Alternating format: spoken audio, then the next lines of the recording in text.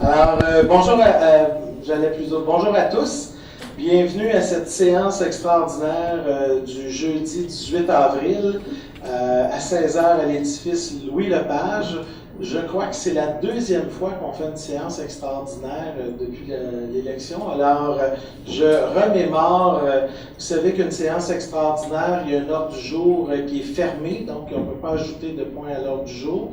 De plus, la période de questions aux citoyens a lieu simplement à la fin et ne peut porter que sur les sujets qui sont à l'ordre du jour. Alors, bonjour à tous. Alors, pour l'ouverture de la séance, je présume que Mme Brigitte Villeneuve vous l'a proposé, appuyée de Dany Saint-Pierre. Alors, vous avez l'ordre du jour sous les yeux. Alors, proposeur, donc, Caroline Desbiens, soutenue par M. Yann Maisonneuve. Alors, le point numéro 3 à l'ordre du jour, c'est le dépôt et avis de motion projet. Je pense que je fais votre travail, c'est votre initiation. Alors, Madame la greffière, je vous laisse le privilège, donc, le point numéro 3 à l'ordre du jour. Merci. Merci, M. le maire. Alors, avis de motion est donné et déposé pour adoption à une prochaine séance ordinaire ou extraordinaire. Le projet de règlement numéro 3500-8 modifiant un règlement sur la population animale afin de permettre la présence de chiens tenus en laisse de 1,5 m pour la période du 15 mai 2019 au 14 mai 2020 sur l'ensemble de la Transterre. Copie du projet de règlement est remis aux membres du conseil présent. Alors, c'est proposé par Dany Saint-Pierre, appuyé par Éric Fortin. Point numéro 4. Attendu la résolution du Conseil municipal du 13 février 2017 décrétant l'imposition d'une réserve foncière pour des fins d'espace vert sur le lot 3 264 502, connu comme étant le golfe Le Boisé. Attendu la préparation et la publication d'un avis d'imposition de la réserve qui fut publié le 5 mai 2017 et prenant fin le 4 mai 2019. Attendu la recommandation du comité exécutif du 3 avril 2019. Que le conseil municipal de la ville de Terrebonne autorise le renouvellement de l'imposition des aides foncières à l'encontre du lot 3 264 502 pour une période additionnelle de 2 ans, que la firme Dufresne et Barcomo soit mandatée pour la préparation et la publication du renouvellement de l'avis. Alors, c'est proposé par M. Jacques Demers et soutenu par Mme Caroline Desbiens. Point numéro 5. Suivant la recommandation du comité exécutif du 3 avril 2019, que le conseil municipal autorise le maire ou le maire suppléant, greffier ou assistant greffier assigné pour et au nom de la ville de Terrebonne, le protocole d'entente et tout autre document pertinent intervenant entre la ville de Terrebonne et la société 638-3424 Canada Inc. relativement à la réalisation des travaux d'infrastructure dans le prolongement de la rue Yves-Blais. Que la dite société, sous la supervision de la direction du génie et environnement, soit autorisée à réaliser les travaux conformément au guide de conception, réalisation et suivi, devis technique administratif. Que l'approbation du projet ne serait pas le promoteur à toutes les approbations requises, tant au niveau municipal qu'à tous les autres avis du gouvernement. Alors, c'est proposé par M. Serge Gagnon, appuyé par Mme Brigitte Villeneuve.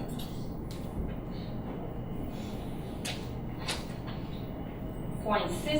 Que le règlement décrétant des mesures spéciales concernant l'utilisation de l'eau provenant de la politique municipale et fixant des périodes d'arrosage et remplaçant le règlement 654 et ses amendements soit adopté sous le numéro 730. Le projet de règlement a déjà été déposé, copie a été remise aux membres du conseil présent lors de la séance du 18 mars 2019. Alors, proposé par Yann Maisonneuve, appuyé par Nathalie Ricard. Attendu que la ville de Terrebonne souhaite émettre une série d'obligations, soit une obligation par échéance, pour un montant total de 13 375 000 qui sera réalisé le 7 mai 2019, conformément à la liste de règlements d'emprunt mentionnée à la présente résolution, lesquels seront modifiés en conséquence, et ce soit pour un terme plus court ou pour un terme plus long, selon le règlement concerné. Pour ces motifs, que le règlement d'emprunt soit financé par obligation, conformément à ce qui suit. Les obligations seront datées du 7 mai 2019. Les intérêts seront payables semi-annuellement. Les obligations ne seront pas rachetables par anticipation et seront immatriculées au nom du service de dépôt de compensation CDS Inc., qui agira au nom de ses adhérents, tel que décrit dans le protocole d'entente signé entre le ministère des Affaires municipales du Québec et CDS. CDS procédera au transfert de fonds conformément aux exigences légales d'obligation. À cet effet, le Conseil autorise la trésorière à signer. CDS effectuera les paiements de capital et d'intérêts aux adhérents par des transferts électroniques de fonds serrés directement dans le compte de la Caisse des Jardins de Terrebonne. Que les obligations soient signées par le maire et la trésorière. Qu'en ce qui concerne les amortissements annuels de capital prévus pour les années 2025 à 2029, le terme prévu dans les règlements d'emprunt mentionnés à la résolution seront plus courts que ceux originellement fixés, c'est-à-dire pour un terme de 5 ans.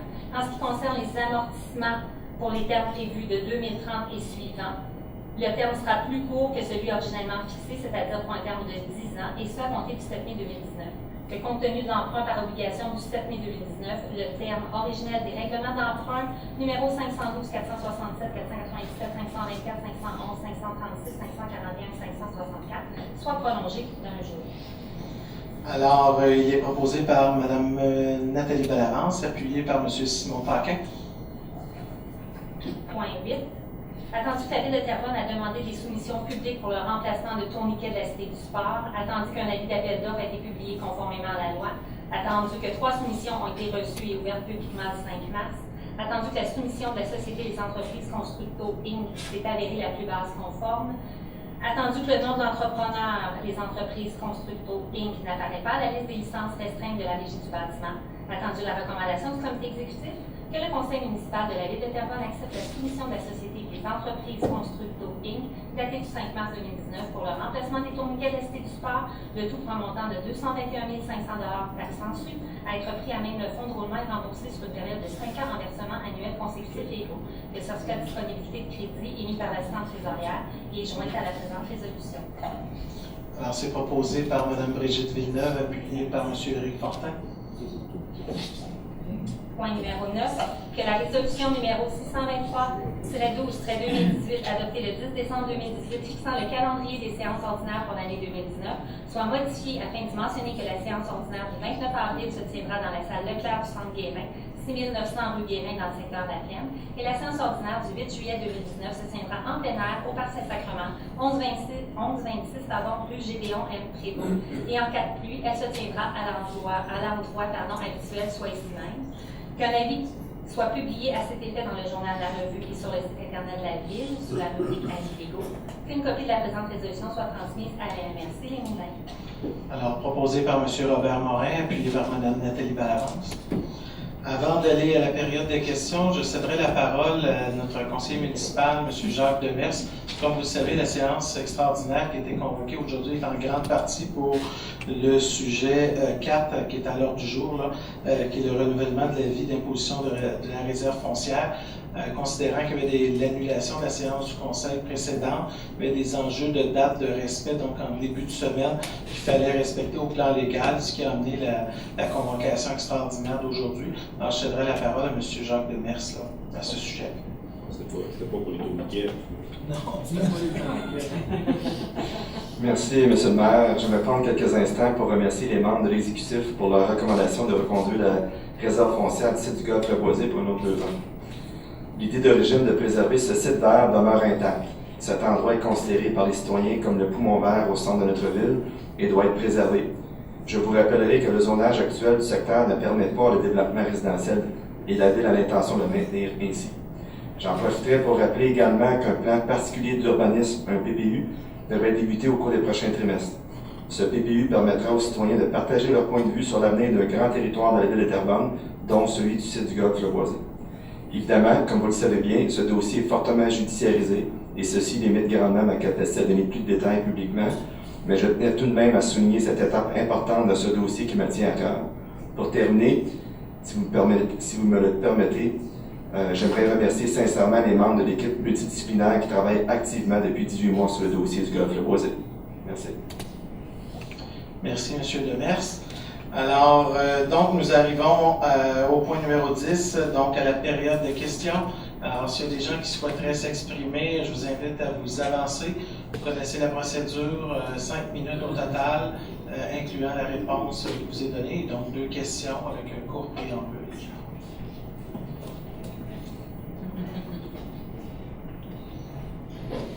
Bonjour. Bonjour.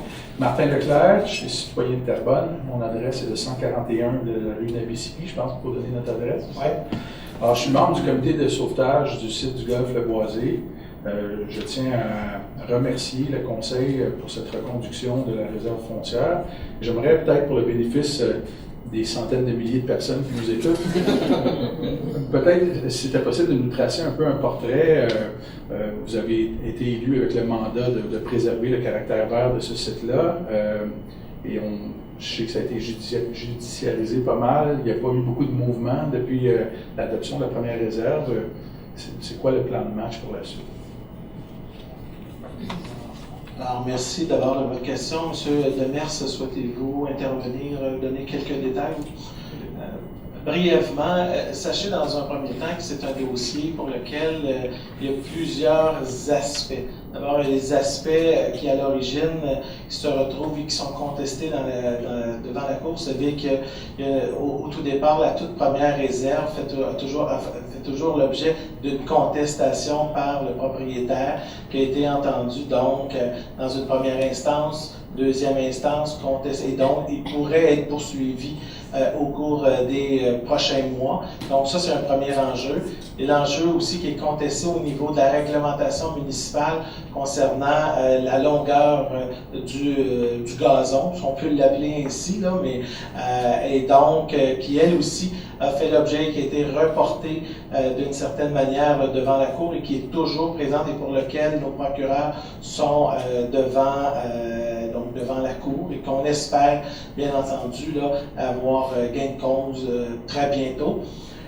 D'autres aspects, vous savez que par la voie d'une lettre, nous avons communiqué à l'ensemble des citoyens du secteur, plus de 1100 lettres, auxquelles on leur communiquait un petit peu un résumé que je pourrais donc vous donner un certain nombre de détails, là, mais brièvement, dans un premier temps, c'est de dire qu'on a débuté des travaux de caractérisation des sols, parce que le premier enjeu, avant même de se dire qu'est-ce qu'on pourrait faire sur ce terrain-là, il faut connaître l'état du terrain. Comment, quelles sont la réalité des sols, quelle est sa capacité à supporter quoi que ce soit, quelle est finalement sa réalité dans son ensemble, est-ce qu'il y a quels sont les plans d'eau, comment on s'assure justement qu'on puisse les préserver et surtout d'avoir une bonne évaluation du terrain. Donc, il y a vraiment un travail qui est amorcé depuis déjà plus de 6 mois par l'équipe à la Ville de Terrebonne qui travaille sur ce dossier-là.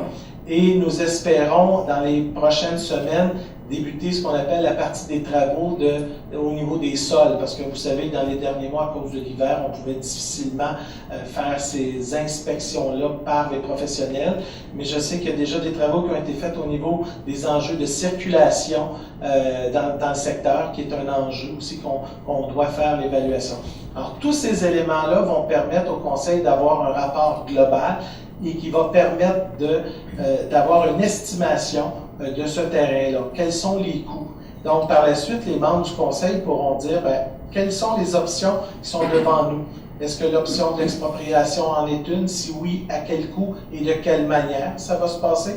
Est-ce que c'est vers d'autres options liées à la réglementation d'urbanisme autour de ce terrain-là qui pourrait être renforcé? Alors, il y a toutes sortes d'options que le Conseil aura à réfléchir, mais aujourd'hui, c'est prématuré de prendre une décision à cet effet.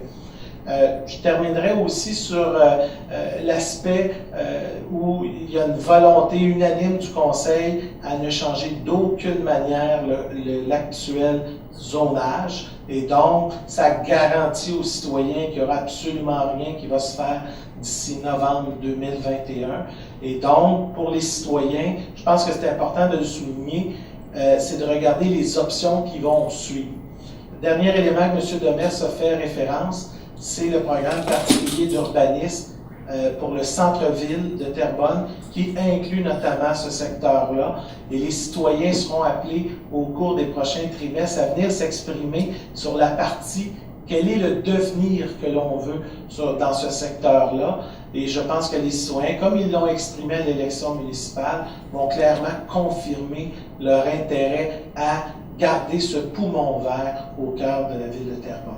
Alors moi, c'est les informations que je veux vous partager aujourd'hui. Il y a des éléments plus juridiques que je n'aborderai pas, parce que comme vous le savez, il y a plusieurs poursuites qui sont pendantes dans ce dossier. Parfait. Alors, juste pour terminer, je pense qu'il y avait un peu d'impatience de la part des citoyens quand le terrain, quand on a annoncé la fermeture du terrain. Tout le monde comprend maintenant qu'on est engagé dans une partie à long terme, à plus long terme. Juste que le Conseil soit assuré, les membres du comité, on est pas mal, on est des sondages sur deux pattes dans le quartier, on communique beaucoup avec les gens et les gens comprennent que finalement, tant que la partie s'allonge, le terrain ne s'ouvre pas, il va rester là, il va rester vert et vous avez l'appui de tout le monde pour arriver à l'objectif final. Alors merci de continuer cette lutte-là pour préserver ce site qui est magnifique. Merci. Et j'en profite aussi pour saluer le travail de tous les citoyens qui sont mobilisés pour ce dossier-là. Sachez que c'est un dossier qui nous préoccupe beaucoup. Et je tiens à vous dire que dans un tel dossier, même si les étapes nous paraissent un peu plus longues, je dis toujours, parfois quand on a un dossier entre les mains, on a toujours le choix entre être rationnel et émotionnel. Et je pense que le Conseil a choisi une voie qui est rationnelle, de poser les bons gestes et d'être bien structuré pour éviter de commettre des erreurs qui peuvent être coûteuses pour l'avenir de la ville de Terrebonne. Alors, on pose des bons gestes et sachez qu'on va continuer dans les prochains mois, les prochaines années à cet effet, sachez-le. Alors voilà, s'il n'y a pas d'autres personnes qui se lèvent pour venir poser une question. Hein? Pardon? Ben oui, merci. Alors, j'en arrivais donc à la conclusion avant de vous souhaiter un bon week-end de Pâques. J'en profite surtout pour vous dire que la prochaine séance du conseil municipal sera le lundi 29 avril au centre Guérin dans le secteur La Plaine. C'est important de le souligner. Prochaine séance 29 avril, centre Guérin à La Plaine. J'en profite aussi pour évidemment vous souhaiter un beau week-end dans la perspective qui vient. Donc un beau week-end de Pâques à tous. J'ai besoin d'un proposeur, M. Danny Saint-Pierre et M. Robert Brisebois, pour mettre un terme à cette séance du Conseil extraordinaire de la Ville de Terrebonne. Merci à tous. Bonne soirée.